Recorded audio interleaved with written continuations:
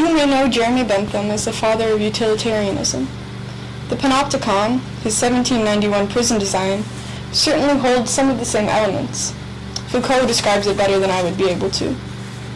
At the periphery, a circular building. At the center, a tower.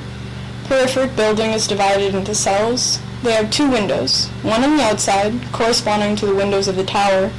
The other, on the outside, allows the light to cross the cell from one end to the other. All that is needed, then, is to place a supervisor in a central tower, and to shut up in each cell a madman, a patient, a condemned man, a worker, or a schoolboy. By the effect of backlighting, one can observe from the tower, standing out precisely against the light, the small captive shadows in the cells of the periphery. They are like so many cages, so many small theaters, in which each actor is alone, perfectly individualized and constantly visible. The panoptic mechanism arranges spatial unities that make it possible to see constantly and to recognize immediately. In short, it reverses the principle of the dungeon, or rather of its three functions: to enclose, to deprive of light, and to hide. It preserves only the first and eliminates the other two.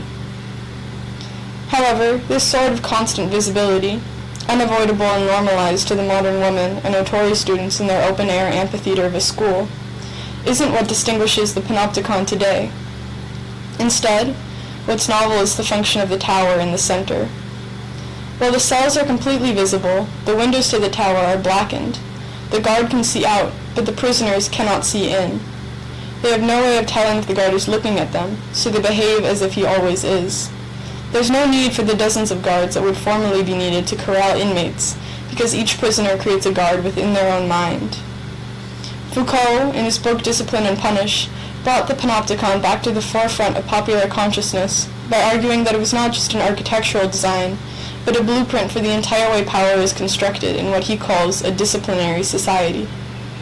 Here, power is exercised not for power's sake, like in the sovereign exercise of chopping off a thief's hands, but to present the feeling of omnipotence, omnipresence, and insistence of reform. This discipline creates a virtuous member of society, a constructive laborer, from a former miscreant. The prison as a disciplinary institution was connected to the industrial workplace as a disciplinary institution, was connected to the school, was connected to the hospital, to the asylum, and on and on. When rules are broken, they're corrected, whether through discipline, psychiatry, or advice, and it's made clear that any deviation in the future will be known. Citizens, existing under a constant panopticon, began to internalize this sort of surveillance, and then to enact it upon themselves. Bentham's panopticon wasn't conceived as the Orwellian machination of dystopian control that we currently consider it being. In fact, he hopes that the panopticon would be an improvement in prisons, making them cheaper, but also cleaner, less brutal, rehabilitative, and, perhaps most importantly, auditable. Because the command of the panoptic prison is consolidated in the tower, review of its inner workings is theoretically simple. Just walk in. And, in Utena, we see one person, one member of Foucault's great tribunal committee of the worlds, come uninvited to Acchio's tower for one of these irregular inspections. Nanami. This is one of the greatest scenes in Utena, and believe me when I say there are a lot of great scenes to compete. Anthe is at the peak of her complicated mix of violent benevolence and petty empathy for Nanami, giving her the key to her relationship with Toga in the most callous way she could, and bearing herself to the other girl in a terrible moment of common identity. While the tower falls for Utena a few episodes later, Nanami breaches the false consciousness of Otori in the elevator down from her audit. Anthe has given her the merciless gift of, for a moment, seeing reality, the uncaring, arbitrary nature of an uncaring and unmediated world, where Acchio, and so Toga, is nothing but a man, and there are no true rules, no true families, no true reality to keep them in line. With this realization, Nanami sees the inherent flaw in the panoptic access system. While it purports easy audit, these audits are purely aesthetic. The truth cannot ever be revealed to those outside the tower without destroying the tower, and Nanami is powerless beside Acchio. She can do nothing with her revelation but shudder on the elevator ride back down. Before the panopticon was a spectacle. Up until around the time of the American Revolution, prisons didn't exist. Those convicted might be held for short periods of time leading up to a capital punishment, whether that was exile, mutilation, or hanging, but long-term incarceration as we know it today simply wasn't common. Instead of prolonged surveillance and control, like a panoptic society exercises, power was sharp, abrupt, and absolute. Public executions and torture, referred to as spectacle by Foucault, directed the gaze of the many at the few, and the sovereign power which punished them. This demonstration of power was intended to keep people in line, but it often had the opposite effect, producing martyrs, inspiration, and righteous hatred of the ruthlessness the crown demonstrated. As concepts like natural rights became popular, sovereign exercises of cruel and unusual punishment came under fire, and governments turned toward prison and surveillance as an alternative. Foucault argued that the society of the Panopticon was born from the transition from the many watching the few to the few watching the many. However, in his 1997 essay, The Viewer Society, Thomas Mathieson points to television and mass media as evidence that the many watching the few has not disappeared from society, but had morphed into a support for panopticism. He calls this arm of power the synopticon, from the root syn, meaning with or together. The difference between the synopticon and the panopticon is that the panoptic gaze promises the ability to affect what is seen. It's an active gaze, backed by power and control, while the synoptic gaze can only absorb, is, in fact, forced to absorb. The synopticon doesn't necessarily take the form of mass media in Utena, although the televisions the shadow girls are broadcasted on and adolescents of Utena may provide some interesting analysis fodder. But the many watching the few is certainly present, especially once KIRYUU formally enters the scene. Mathieson uses the analogy of a prison minister to explain the interplay between panopticism and the synopticon. They were panoptical in that the minister could see all of the prisoners sitting isolated in their booths, but they were at the same time synoptical in that the prisoners, from their booths, could see only one person, the minister in the pulpit. KIRYUU, in his eponymous arc, is the minister, seeing and seen by each member of the student council, but undiscussed between them. The power of the synopticon is that the many can only see the few. Those in control, like the minister, can offer the only narrative on the world that those in the synopticon are ever offered, therefore offering them their only path forward. And yet, KIRYUU is hardly a minister. Dios, maybe, but the long-fallen KIRYUU represents everything which Christianity shouldn't. Predatory power structures, wealth, deviance and abuse. Mathieson's synopticon used to be primarily housed in the church, he says, but with the rise of television, and later the internet, and the fall of religion as a form of mass control, the synopticon had to turn from ecclesiastic enthrallment to the deviant, the shuddering, the titillating, the entertaining in a wide sense. The paradigm is successful because it is received in the context of a need, satisfies a need, for escape from the concrete misery of the world, very much like the church, which offered rescue and salvation in the hereafter. The duelists turn to the castle which holds eternity, dueling, and KIRYUU's influence because there is something unbearable in their lives unless they believe in these things. They cannot see the truth behind the synoptic projection that KIRYUU offers them. That truth is terrifying, and anything, including the repression and violence of the patriarchal system KIRYUU offers them, is better than the unknown horror of reality.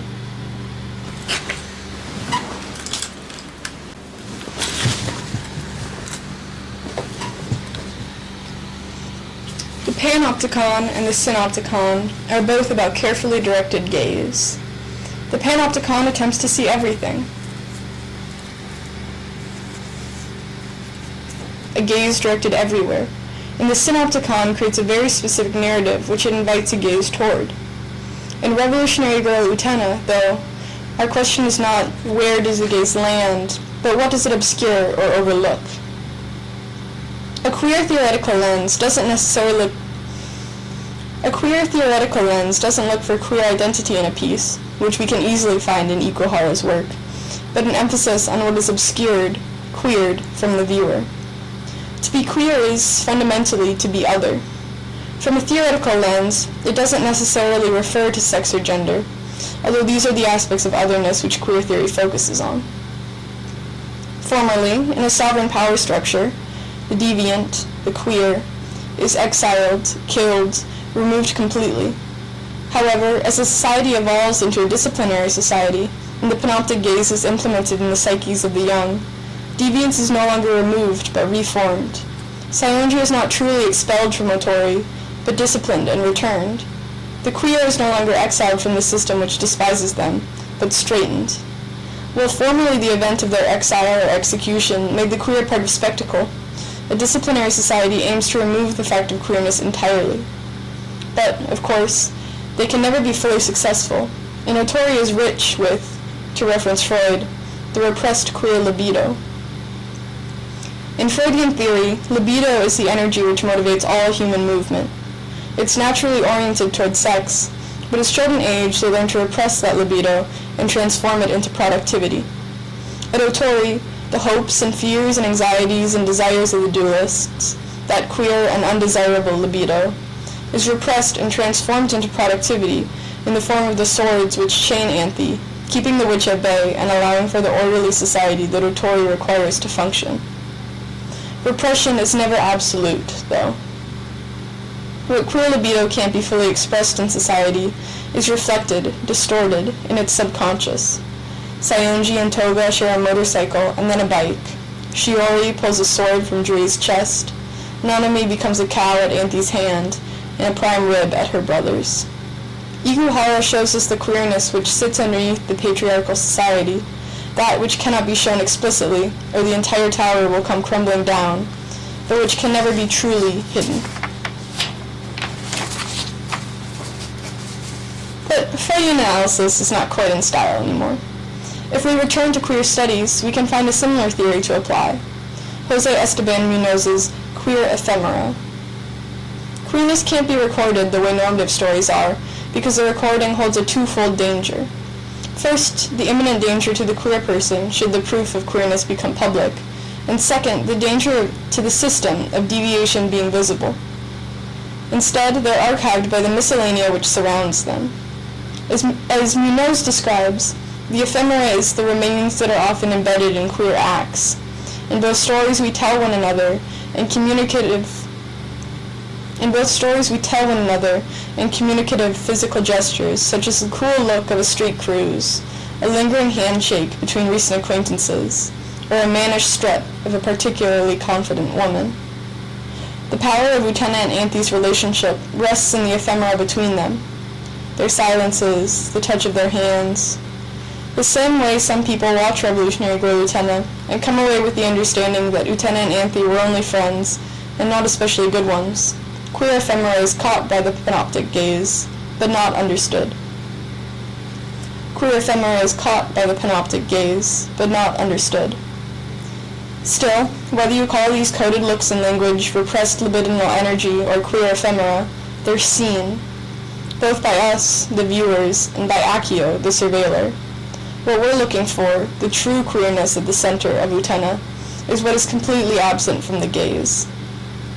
The panopticon allows the surveiller to see everything around himself, every prisoner, every student, every patient in their individual cells. With a 360-degree view, only one thing is obscured, the viewer herself. Anthe is, if haunting, impenetrable for nearly all of Revolutionary Girl Utena.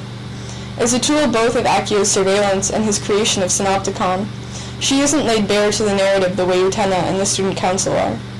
Indeed, as long as those systems of power remain, she can't be examined or understood, the same way the NSA's shadowiness, or Google's black box algorithms, must remain darkened for their functioning. But Anthe, as Utena sees, isn't truly a tool for use. She's just effectively tricked everyone into believing it.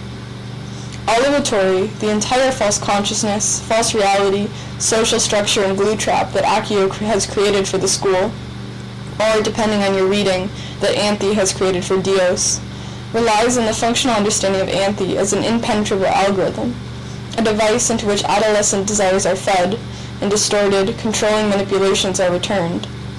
When Utena rejects this narrative, it all falls apart. The planetarium is a room for viewing. Akio observes the student council. He and Anthe watch the school from grand windows. He shows Utena the stars. In a simple model, this is how surveillance works.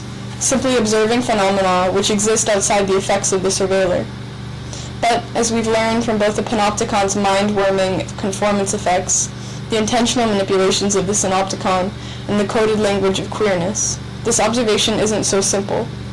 The planetarium itself isn't so simple. The extent of its power isn't revealed until that power is taken away. If you break a camera, you don't expect the entire world to crack with a lens. But in Utena, when the planetarium falls, everything it had projected falls with it, in violent shards of yellow light. Reality itself in Otori Academy is built by their state of surveillance, by the fairy tale fantasies Akio can project for them, by the veneer of propriety over a repressed, roiling pit of adolescent sexuality, by the castle of eternity. While the dueling arena may be the only place where these projections are literal, that longing for eternity motivates the duelists throughout the rest of their life. The manipulations received in the surveillance states of schools, prisons, and workplaces eventually bleed out into the rest of life.